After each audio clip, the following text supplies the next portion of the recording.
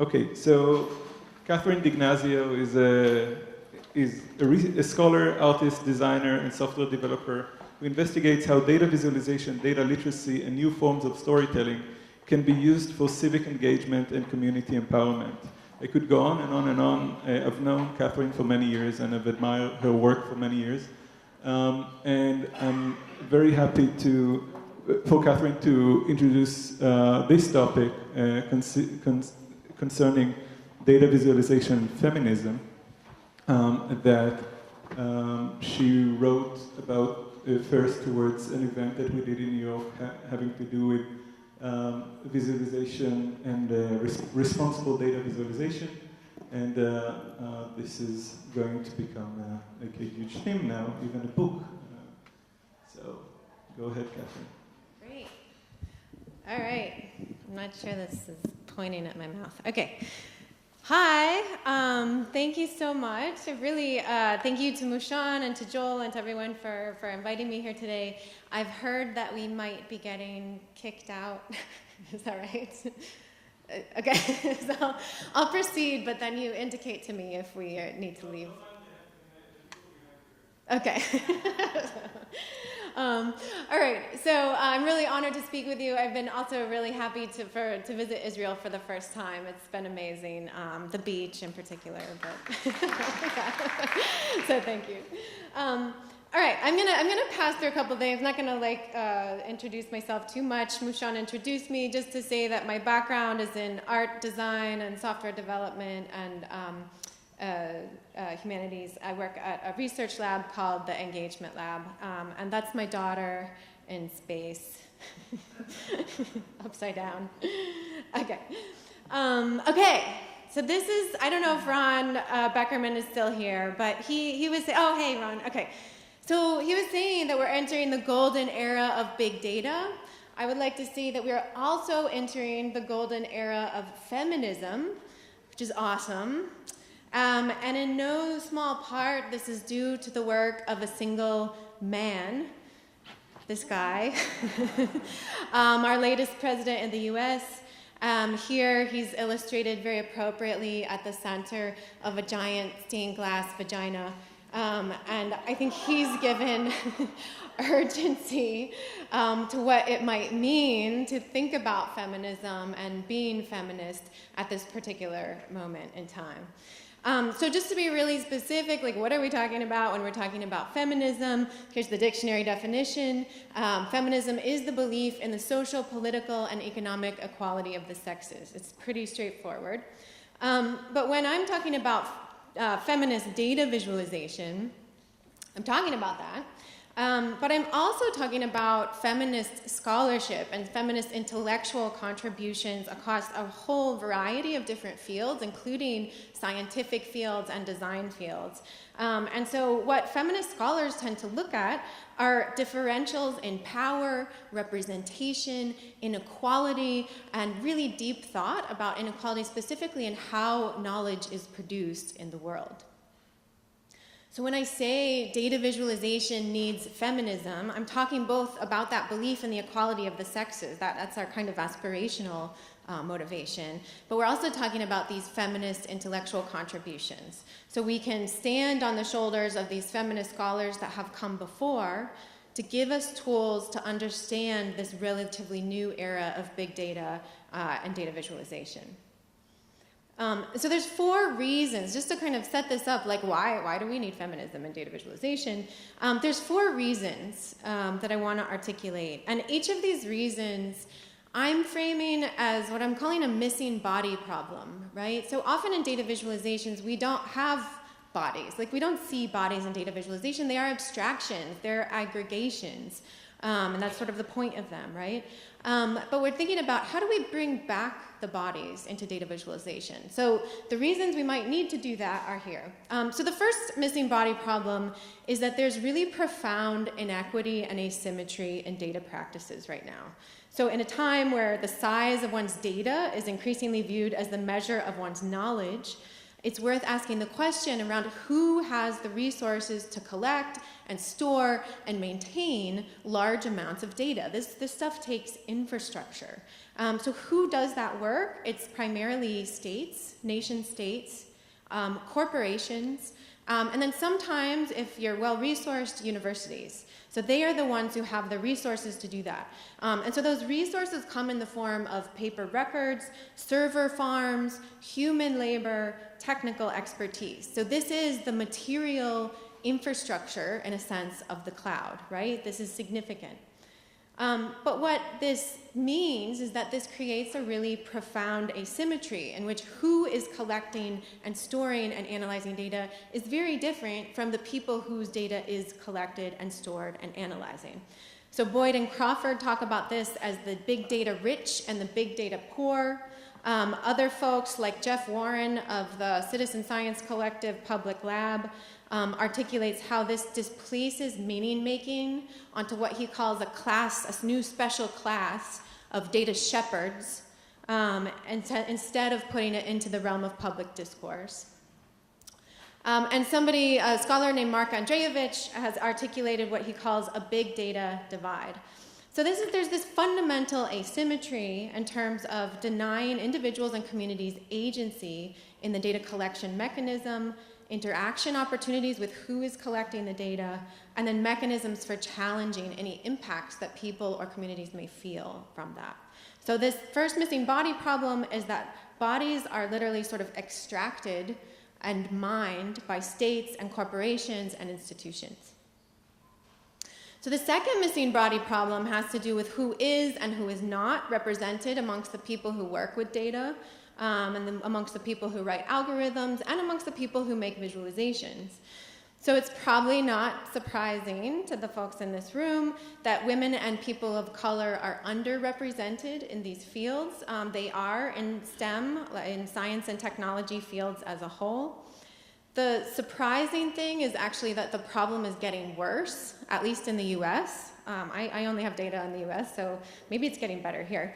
But so in 1990, women composed 35% of computing and mathematical occupations in the US, and now we're at 26% as of 2013.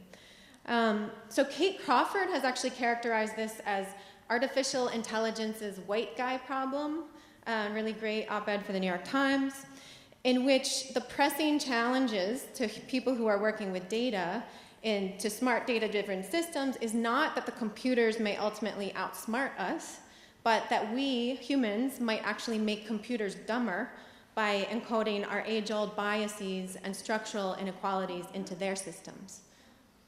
So for example, the other thing here is algorithms for face recognition. If those are trained only on data sets written by white people and trained on data sets of white faces, then in a way, I mean, as a software developer, of course, like it's very logical. They can't recognize black faces. That hasn't been an input into their system. So there's a much higher probability that discrimination will be hard-coded into these systems if the people that are doing that coding are the most privileged and the least equipped to acknowledge and deal with inequality. So the second missing body problem is that the bodies of women and people of color are absent in the fields of data science and visualization. So the third missing body problem, you'll see all of these problems are related to power, right? And this is in a way, this is what makes data such a rich territory for feminist analysis, is because what feminists care about is power, and looking at power and how power is sort of distributed throughout society. So the third missing body problem has to do with differential counting in the data collection and analysis process. So where some bodies are counted and some bodies go undetected. So the issue of who and what counts is a political question, right? And there's politics at various levels. So first, there's the issue of what do people in power, the people that we talked about, the states and the corporations and the institutions, what do they decide is worthy of allocating scarce resources towards quantifying? And that is why we have really detailed data sets about gross domestic product and about erectile dysfunction, but poor data sets on hate crimes and the composition of breast milk. So where institutional and political will does exist to collect the data, data on sensitive topics, so things like domestic violence, war crimes, sexual assault, this data is flawed because there are powerful incentives for both individuals and institutions to not report. And even when you have reliable data, it may not be aggregated into the proper categories to make gendered or racial or other patterns apparent. So for example, the geographer Joni Seeger talks about how charting trends like cell phone use in Africa. We've all heard this story of how like cell phone use has been skyrocketing in Africa for maybe 15 or 20 years. But she says, you know, we actually only know half the story because it's skyrocketing for men. But because men have more access to money and to technologies, but that's not happening to women. And if we don't collect data that's been disaggregated by sex, we don't know that story. So the third missing body problem is that bodies go uncounted. So this final missing body problem has entirely to do with visualization itself. So the visualizations are outputs of a data-driven process. They circulate in the world as communicative objects. And what I think we don't realize, maybe some of us who are closest to data visualizations don't maybe realize, is that they wield a tremendous amount of rhetorical power. And what does that mean? That means they look true. So they look complete, true, whole, certain, scientific, neutral. They have that look, right? And they have that look in particular for people who don't make them. And in particular for who are not part of an expert community in which they circulate. So I teach these people. And even spreadsheets actually have that same power in a way. So people see numbers and they're like, oh, those are true. So this rhetorical and persuasive power of visualization is underexplored in scientific research. But it's not underexplored in feminist research. So the feminist philosopher of science, Donna Haraway, characterized this rhetorical power back in 1988. And she calls it the God trick. So it's the God trick, where you see everything from nowhere. It's the view from nowhere. So the trick in this case, and which is the case with most data visualizations, is that the bodies that were involved in rendering an abstract, aggregated, generalized view of some set of information have been rendered invisible, right? We don't see the bodies that took this photo. We don't see the bodies that produced a map or a visualization. There are no bodies. There is no perspective. There's just the data. And so that's what, in a way, produces that rhetorical effect of certainty. So the view from nowhere, though, is always a view from somewhere. And it's typically the view from the body regarded as the default. So this fourth missing body problem is that data visualizations wield a tremendous amount of power precisely by rendering invisible the bodies that make them. So by erasing those situated bodies with their situated perspectives, they achieve this appearance of objectivity and neutrality. Okay, so those are here's the list. And so this is where feminist theory and feminist thinking comes in particularly useful as a way of addressing these problems, because feminist scholars have been thinking for a very long time about how knowledge is produced, how power gets enacted in the world, questions of inequality, who has a voice, and so on. So whereas much of visualization is a disembodied view from nowhere that attempts to communicate objectivity, or maybe it doesn't want to communicate objectivity, but it's sort of an accidental, like it accidentally appears to be very scientific and certain. A feminist ethics starts from these standpoints. So it presupposes these are the assumptions that sort of a feminist approach takes to be true. Three things, basically. So knowledge is partial. Nobody has kind of a full objective picture. Knowledge is situated.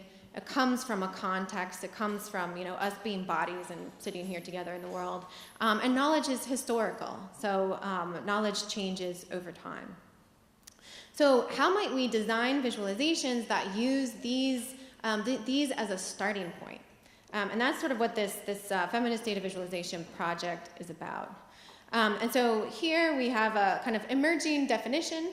But feminist data visualization would be the visual presentation of systematically collected information that intentionally and explicitly addresses questions of power, inequality, representation, and ethics.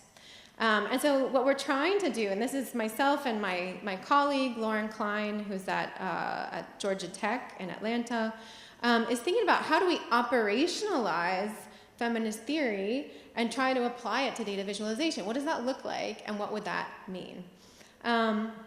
And so when we came up with these are very preliminary, but these are 6 starting principles, design principles for how one might go about making feminist data visualization. When we did this, we were looking in particular at thinkers coming out of like feminist digital humanities, feminist science and technology studies, critical cartography and GIS, and feminist human-computer interaction.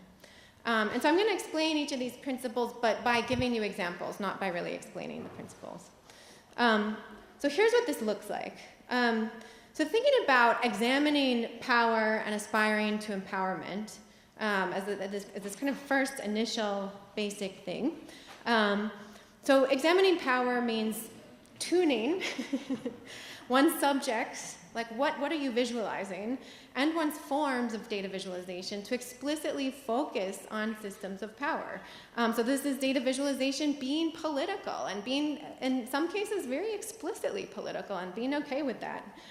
So I love, this is just very basic pie chart from Andy Kirk's talk on the design of nothing.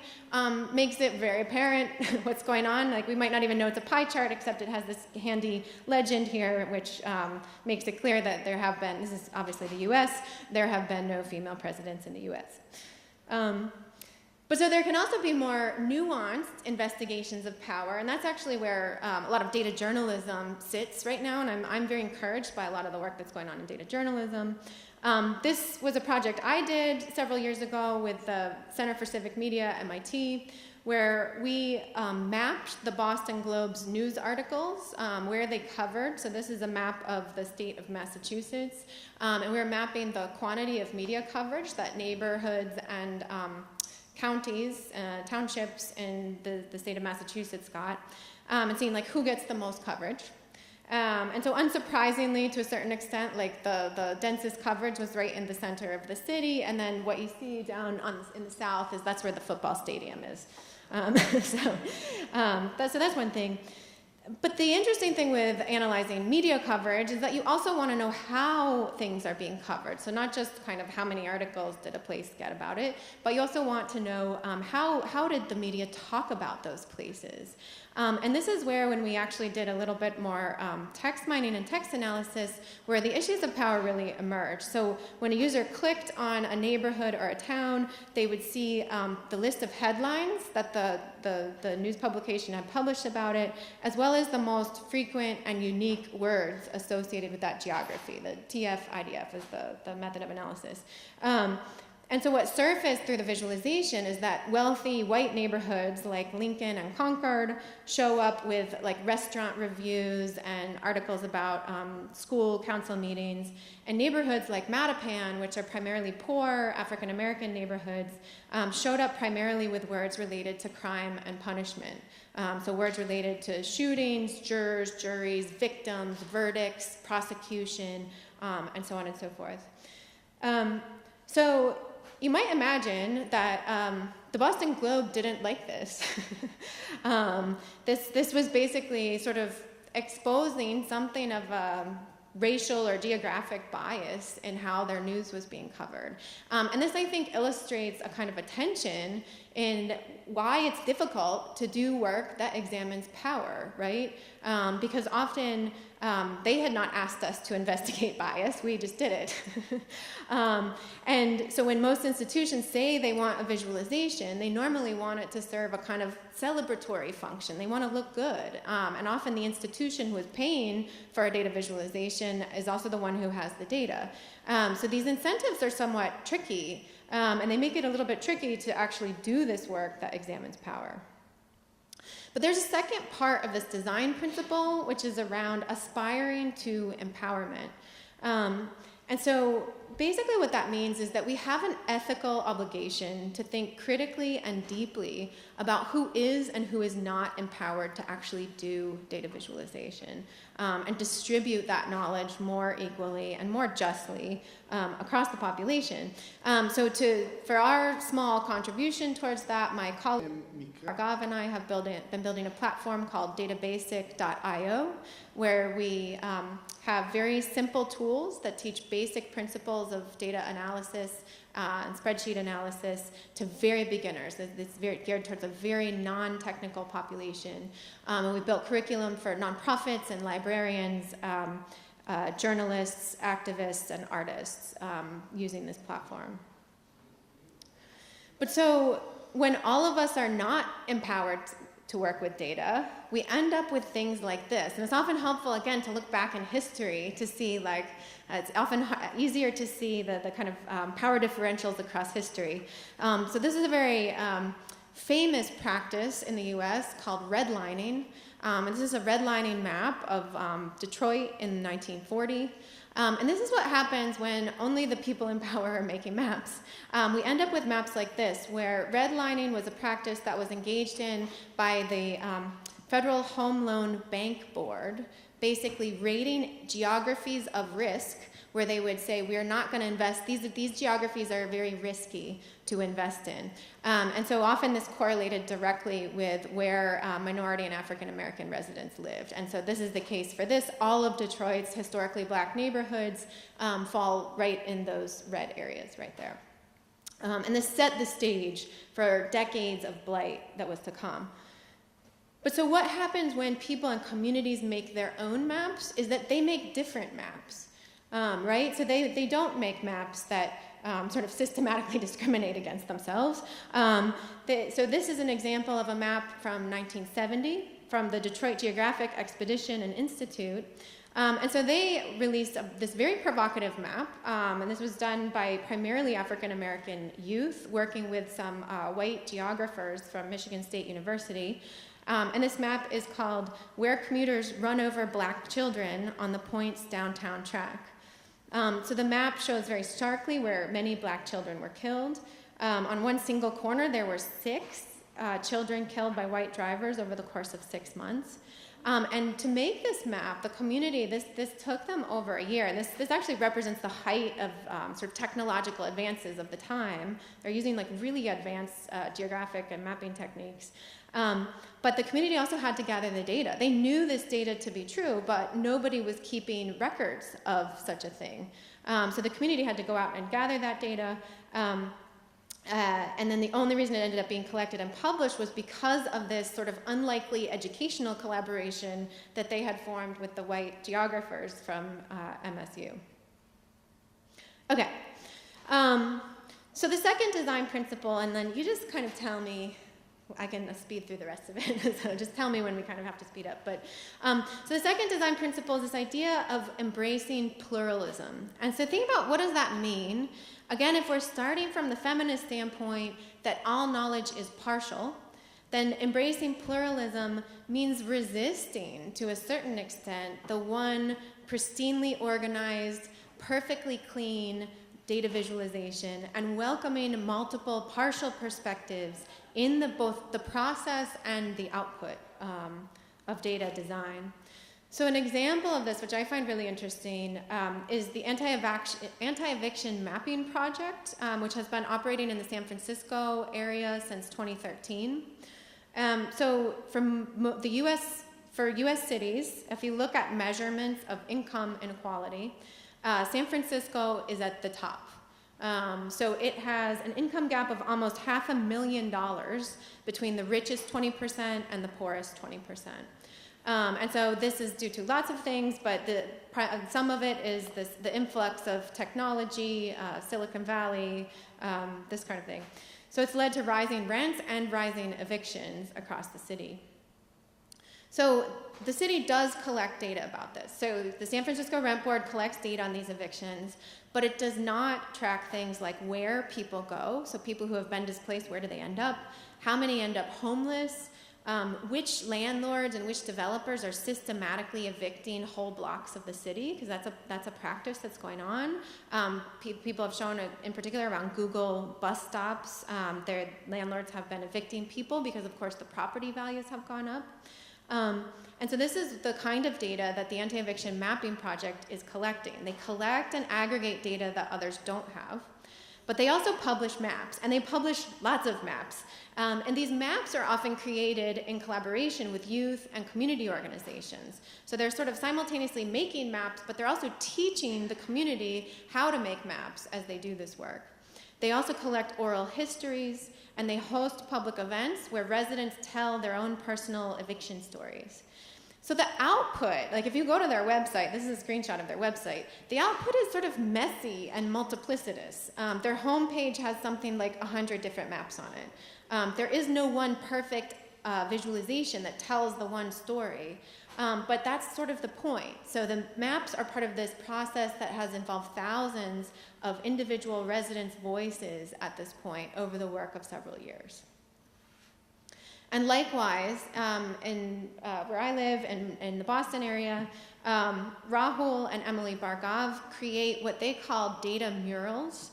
And they do that work in collaboration with community organizations. So they do skill-building workshops with nonprofit organizations to understand their own data. So this is like a small organization. For example, in this case, this was the Somerville Food Security Coalition, a small community-based organization. They do workshops with the staff about their own data to try to understand how to analyze that data, how to tell a good story with it. And then they work on a mural as an outcome of that process. So a mural based in public space. Here the mural is the thing at the bottom. So it was sited in a community garden that the folks work in. And so what I want to present this to you for is this is a kind of an alternate take on the process and the form of data visualization. The designers are not expert technical wizards and iconoclastic artistic geniuses, but they're facilitators. They're facilitators of a community data analysis process. And then there's this mural that allows for many hands and many voices to shape and have a role in what that looks like. Okay, so remember that feminist objectivity is situated. Feminist knowledge is a situated knowledge. So knowledge always comes from bodies and situations, even if it passes through spreadsheets and computers and all of this other stuff along the way.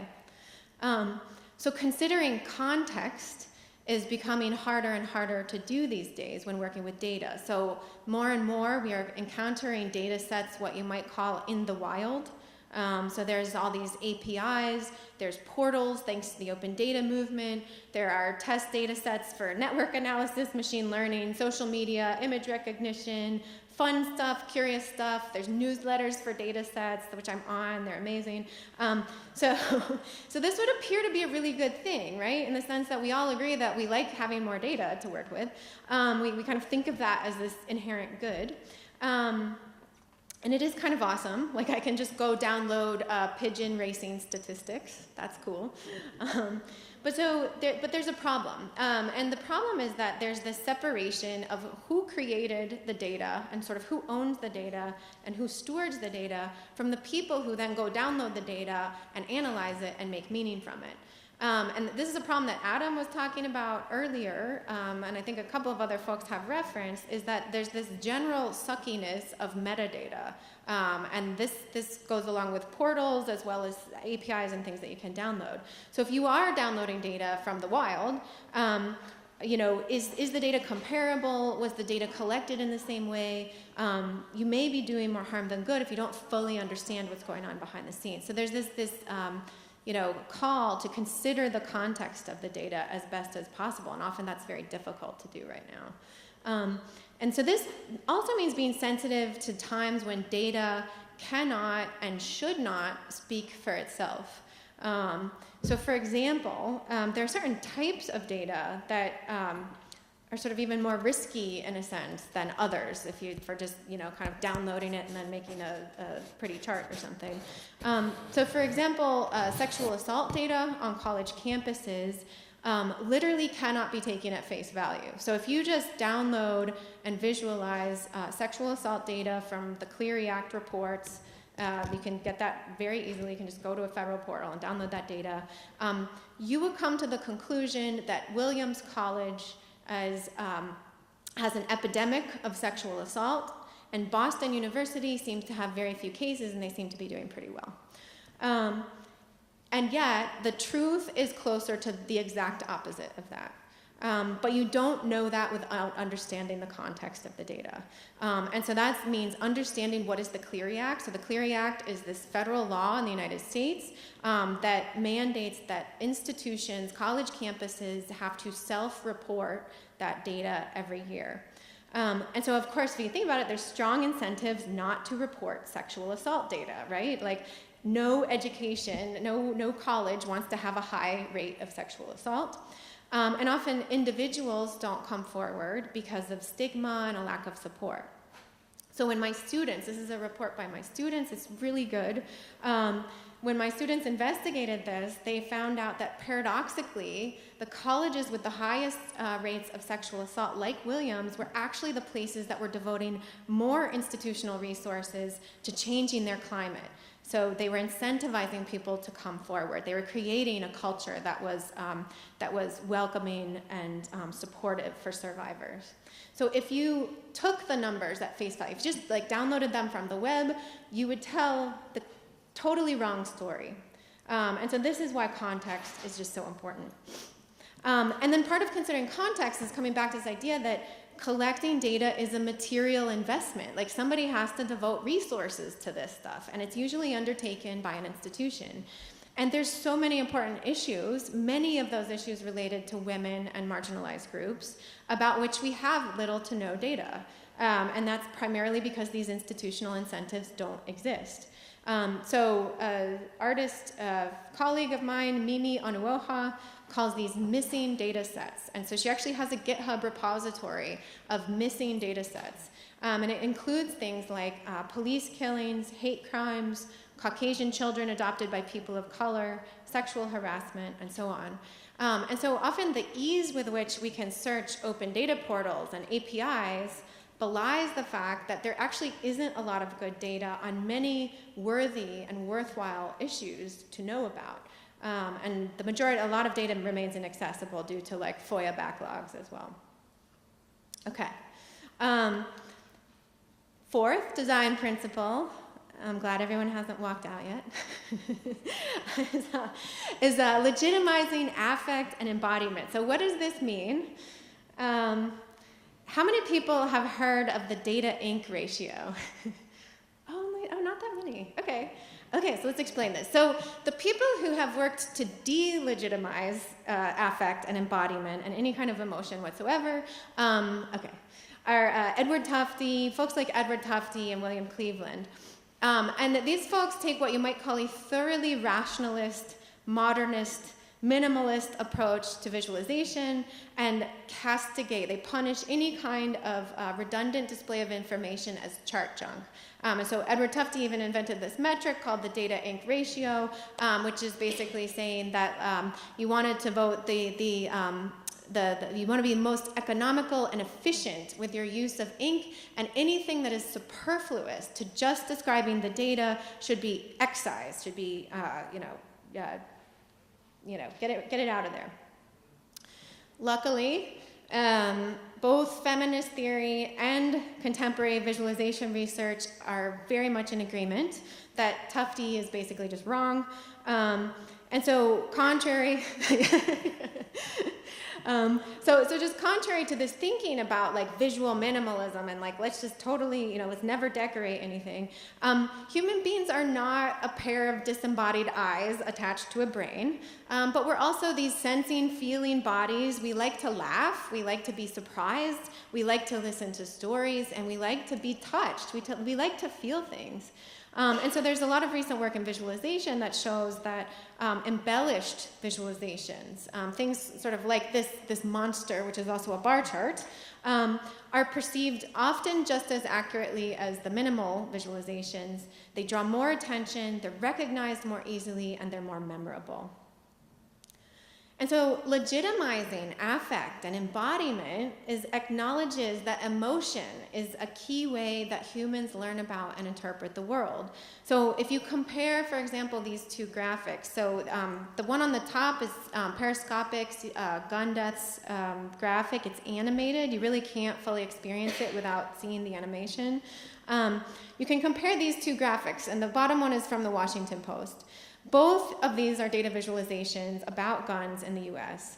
But so whereas the Washington Post graphic about active shooters, this presents visual evidence that active shooters are on the rise. It's it's a year by year, just kind of number of cases, straightforward bar chart. Periscopic's visualization, in contrast, is framed around a single human emotion, which is loss. So they actually name the people who have been killed by guns. They use time, so it unfolds over time, and we reflect first on 1 life lost, then on 2 lives lost, then on 5 lives lost, and then they aggregate, and then we start to appreciate the scale.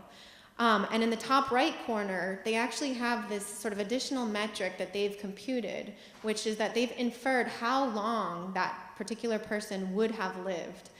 They did it quite rigorously, but they compute this and call it stolen years. Here are the years that have been stolen from people. They've been stolen from their families. They've been stolen from their loved ones. These are very different approaches. And so, sort of the legitimizing affect is this way of acknowledging that, like, this is okay. Like, this is not chart junk, but rather this is leveraging all of the things that make us human such that we can actually engage and appreciate the scale and the magnitude and the scope of what's going on here. I think it's sort of similar to what earlier the designer was talking about, which I only saw her visuals, but they were very beautiful. It's about the Genocide Project. I think it's sort of similar to this idea. So I want to introduce you to this term data visceralization that goes along with this idea of legitimizing affect and embodiment. This is a term that was coined by Kelly Dobson, who is a colleague of mine at Rhode Island School of Design. And this deals specifically with how do we make data felt?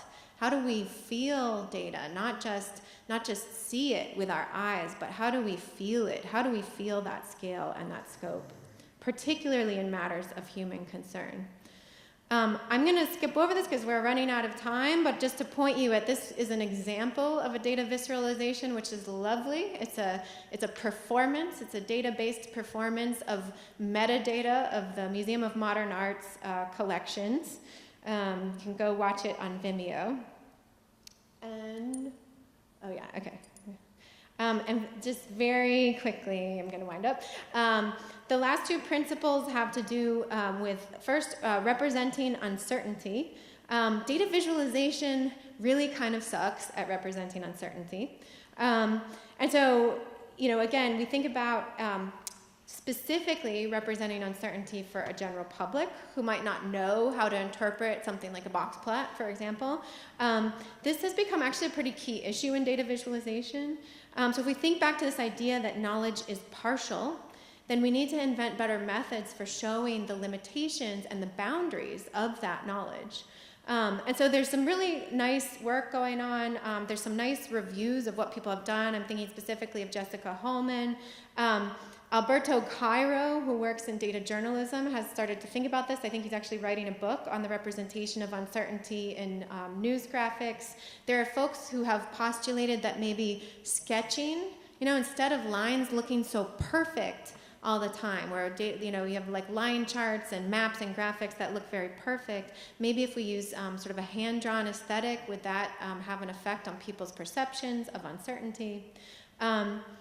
And there's this other aspect of uncertainty which we sort of have to balance for, which is this affective dimension of uncertainty. And humans, in a sense, are very bad at dealing with uncertainty. So the New York Times did a really novel presentation of uncertainty during the last presidential election in the US, in which they used the movement and animation of this gauge over time to sort of show, kind of here's what we're thinking at this point. And this thing, yes, you can see this is like at the end, obviously, like Trump has won at this point.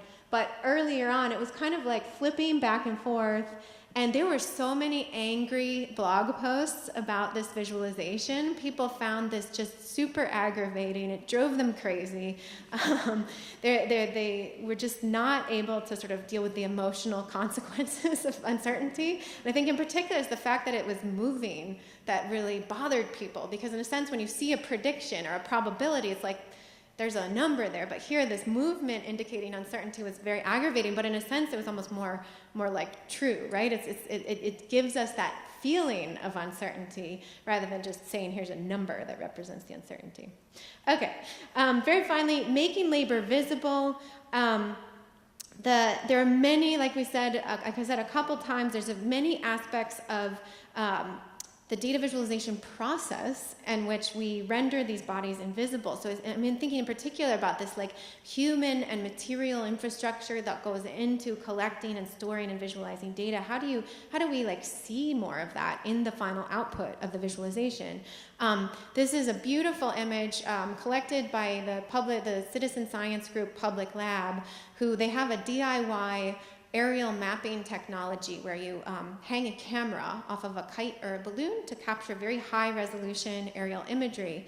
And the lovely sort of byproduct of this is that the final products, they stitch the images together as a final product. The final product has the bodies of the human mappers in the final image. So you see the people who did the work. So there's something really lovely about that kind of thing.